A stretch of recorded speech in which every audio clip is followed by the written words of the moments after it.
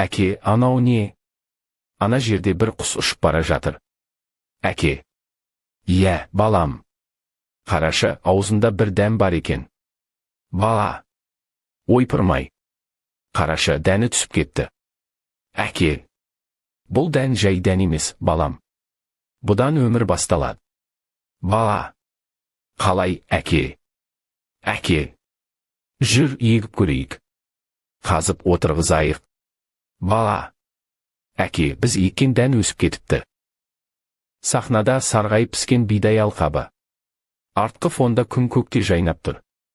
Ауыл адамдары алқапта, біреулері орақпен бидай шауып жатыр, біреулері қаптарға салып жинауда. Әкесі мен баласы бидай өскен жерге келеді. Бала қуанып жүгіреді. Әке.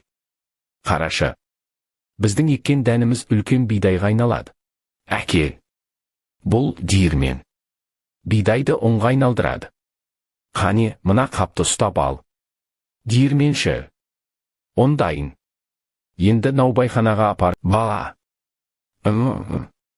Иісі қандай керемет. Әке. Міне, балам. Бір дәннен басталған еңбек міне нанға айналды.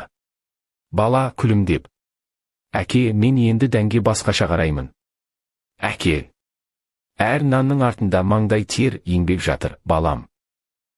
Нан қиқымын шашпаңдар. Жерде жатса баспаңдар.